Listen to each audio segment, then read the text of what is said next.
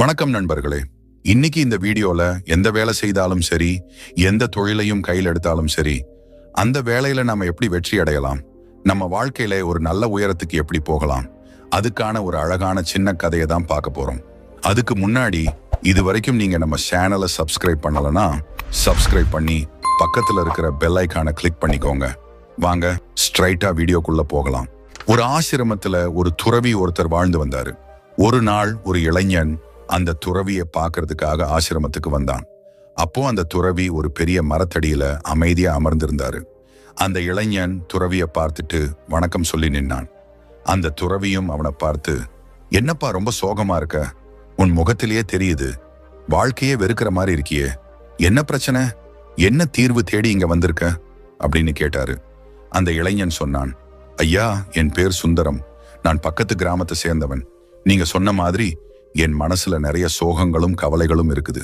ஐயா, நான் பல வருடங்களா வேலை பார்த்துட்டு இருக்கேன். எனக்கு கிடைக்கிற எல்லா வேலைகளையும் செஞ்சு என்னால முடிஞ்ச அளவுக்கு பணம் சம்பாதிக்க முயற்சி செஞ்சேன். அது மட்டும் இல்லாம நாம ஏதாவது தொழில் பண்ணலாம்னு நினைச்சேன். அதே மாதிரி 2-3 தொழில் ஆரம்பிச்சேன். ஆனா எந்த தொழிலையும் லாபத்துக்கு கொண்டு போக முடியல. வாழ்ந்த வாழ்க்கை அதே மாதிரி ஒரு சாதாரணமான வாழ்க்கை தான். என் கூட படிச்சவங்க, என்னோட நண்பர்கள் எல்லாருமே வளர்ந்துகிட்டே இருக்கிறாங்க. ஆனா நான் மட்டும் அதே இடத்துல நின்னுட்டு இருக்க மாதிரி ஒரு உணர்வு. நான் என் வாழ்க்கையை முன்னேற்றணும்னு ஆசை, ஆனா எப்படி என்ன பண்ணணும்னு தெரியல.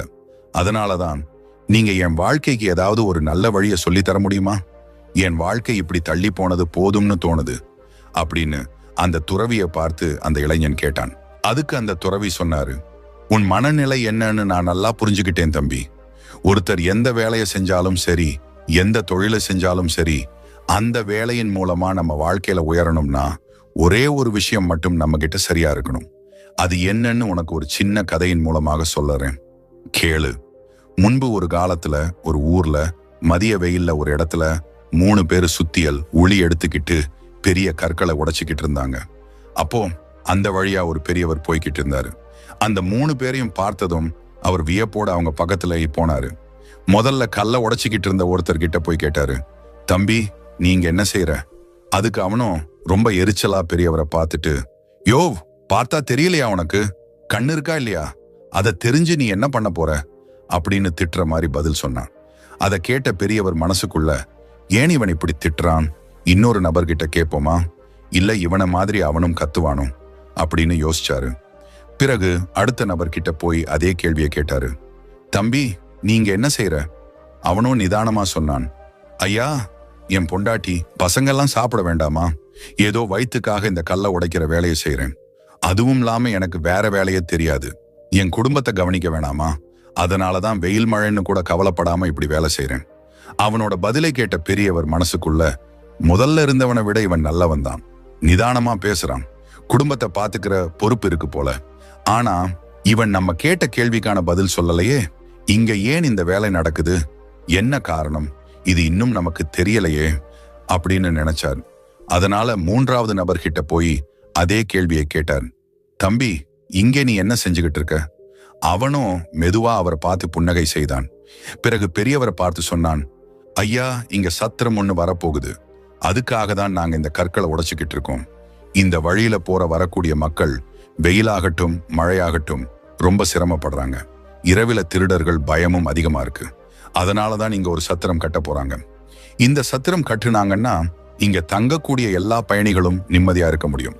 அது மட்டும் இல்ல, நம்ம ஊர்ல இருக்கிற ஏழை மக்களும் நடுத்தர மக்களும் தங்களோட வீட்டு சுப நிகழ்ச்சிகளை எந்த கட்டணமும் இல்லாம இங்க நடத்திக்கலாம். இது அவர்களுக்கு ரொம்ப பெரிய உதவியாக இருக்கும், ஒரு புண்ணிய காரியம் மாதிரிதான். அதனாலதான் இந்த சின்ன வேலையில நானும் ஒரு பங்கா இருக்கணும்னு நினைச்சேன். எனக்கு தெரிஞ்ச வேலை இதுதான். அது மட்டும் இல்லாம இதன் மூலமா வருமானமும் கிடைக்குது. அதனால என்னால முடிஞ்ச அளவுக்கு இந்த கல் உடைக்கிற வேலையில ஈடுபடுறேன் அப்படின்னு அந்த இளைஞன் சொன்னான். அதை கேட்ட பெரியவர் மனசுக்குள்ள ஒரு சந்தோஷம், ஆஹா, இவன் தான் உண்மையான தொழிலாளி, வெயில்ல நின்னுகிட்டு இருந்தாலும் எவ்வளவு பொறுமையா மகிழ்ச்சியோட மன நிறைவோட என் கேள்விக்கு பதில் சொன்னான் பாரு. அதுக்கு பிறகு அந்த 3வது நபர்கிட்ட அந்த பெரியவர் கேட்டாரு, தம்பி, பக்கத்து ஊர்ல ஒரு பண்ணையார் இருக்காரு, உனக்கு தெரியுமா?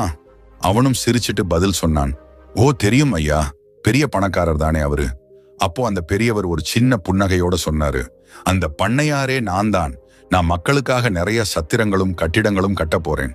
அதுக்காக எனக்கு உன்னை மாதிரி பணிவும் பொறுப்பும், முக்கியமா நல்ல நோக்கம் இருக்கிற ஒருத்தன் தேவை.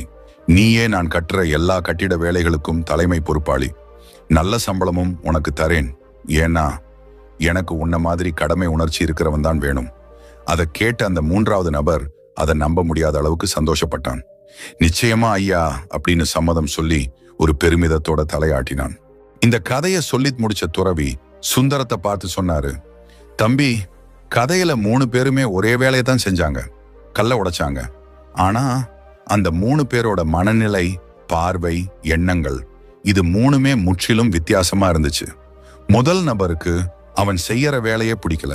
ஏதோ வாழ்க்கை கட்டாயமா வெறுப்போட செய்யற மாதிரி செய்தான். அதனாலதான் கேள்வி கேட்டவர் மேல எரிச்சலா பதில் சொன்னான். 2வது நபர், அவனுக்கு வேலையில ஆர்வம் இல்ல, ஆனா குடும்ப சுமை இருக்கு.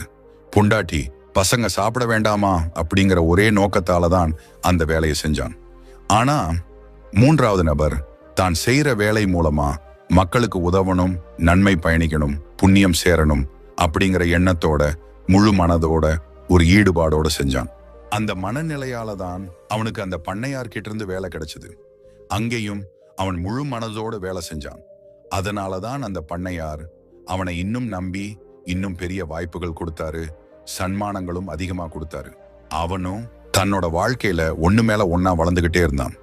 தம்பி, நீயும் எந்த வேலையை செஞ்சாலும் சரி, எந்த தொழிலை செஞ்சாலும் சரி, அதை முழு மனசோட விரும்பி ஏத்துக்கிட்டு செய். பிடிக்காம என்ன வேலை இதுன்னு வெறுப்போட செய்யக்கூடாது. ஈடுபாடு இருக்கணும், பொறுப்புணர்ச்சி இருக்கணும், நல்ல நோக்கம் இருக்கணும். அப்பதான் நீ செய்யற வேலையோ தொழிலோ நீ நினைக்கிறதுக்கும் மேல உன்னை உயர்த்தி தூக்கி போடும். இதுல எந்த சந்தேகமும் இல்லை. அதை கேட்ட சுந்தரத்துக்கு மனம் தெளிஞ்சிடுச்சு. மனசுக்குள்ள இருந்த சோகம் காணாம போச்சு. அவன் ஒரு வினாடி அமைதியோட துறவிய பார்த்து, மிக்க நன்றி ஐயா அப்படின்னு மனதார நன்றி சொல்லிட்டு மகிழ்ச்சியோட வீட்டுக்கு புறப்பட்டான். நாம செய்யற வேலைகள்ல நமக்கே ஒரு விருப்பம் இருக்கணும், ஆர்வம் இருக்கணும், முக்கியமா பொறுப்புணர்ச்சியும் கடமை உணர்ச்சியும் இருக்கணும். அப்போதான் அந்த வேலை நம்ம வாழ்க்கையை உயர்த்தும். இந்த பதிவு உங்களுக்கு பிடிச்சிருந்தா இந்த வீடியோ ஒரே ஒரு லைக் பண்ணுங்க. அப்புறம் நம்ம திரும்பவும் சந்திக்கணும்னு நினைச்சீங்கன்னா இந்த சேனலை சப்ஸ்கிரைப் பண்ணிட்டு பக்கத்துல இருக்கிற பெல் ஐகானையும் கிளிக் பண்ணிக்கோங்க. உங்க விலை மதிக்க முடியாத கருத்துக்களை கீழே கமெண்ட்ல எழுதுங்க. இன்னொரு வீடியோல உங்களை வந்து பார்க்கலாம் நண்பா.